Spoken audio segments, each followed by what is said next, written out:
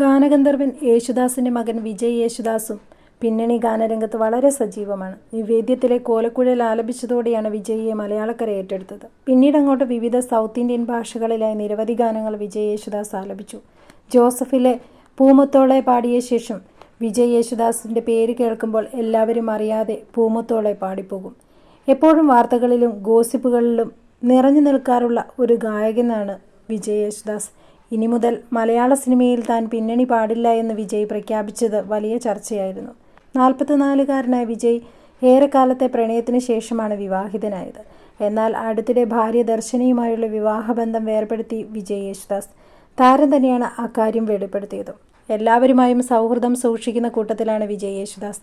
ഇപ്പോഴത്തെ വിജയ് യേശുദാസ് വീണ്ടും ചർച്ചകളിൽ നിറയുകയാണ്. അതിന് കാരണമായത് അടുത്തിടെയായി എല്ലാ ഫംഗ്ഷനിലും നടി ദിവ്യ പിള്ളയ്ക്കൊപ്പം വിജയ് യേശുദാസ് എത്തുന്നു എന്നതാണ്. അടുത്തിടെ നടന്ന ഗോവിന്ദ് പത്മസൂര്യ ഗോപിക അനിൽ വിവാഹത്തിലും ദിവ്യ പിള്ളയുടെ കൈപിടിച്ചാണ് വിജയ് യേശുദാസ് എത്തിയത്. കഴിഞ്ഞ ദിവസം ഒരു ഫാഷൻ ഷോയിലും വിജയ് പങ്കെടുത്തത് ദിവ്യ പിള്ളയ്ക്കൊപ്പമാണ്. അതോടെ ഇരുവരെയും ചേർത്ത് വെച്ചുള്ള ആരാധകരുടെ സംശയങ്ങൾ വർദ്ധിച്ചു. നിരവധി പേരാണ് അത്തരത്തിലുള്ള കമന്റുകൾ സോഷ്യൽ മീഡിയയിൽ ഈ വീഡിയോയ്ക്ക് താഴെ കുറിച്ചത്. ഇക്കോ വോക്ക് ദി ഫാഷൻ ഫെസ്റ്റിവലിലാണ് ഇരുവരും ഒരുമിച്ച് പങ്കെടുത്തത്. നിരവധി സെലിബ്രിറ്റികൾ റാമ്പ് വാക്ക് ചെയ്ത ഒരു ഫാഷൻ ഫെസ്റ്റിവലായിരുന്നു eco walk the fashion festival. കറുത്ത ബാഗി പാൻസും ബനിയനും വെളുത്ത ഷർട്ടുമായിരുന്നു വിജയുടെ വേഷം. ഗൗണായിരുന്നു ദിവ്യ പിള്ളയുടെ വേഷം.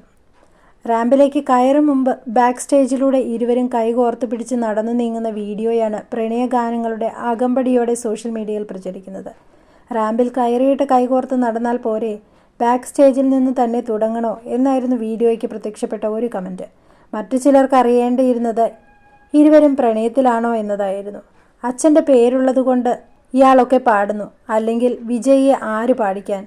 ഇവനുള്ള കാരണം നല്ല നല്ല കലാകാരന്മാർക്ക് പാടാനുള്ള അവസരം പോയി. പുള്ളി അപ്പോൾ രഞ്ജിനിയെ വിട്ടോ? അടുത്ത ഗോപി സുന്ദർ അവാർഡ് വാങ്ങുമോ?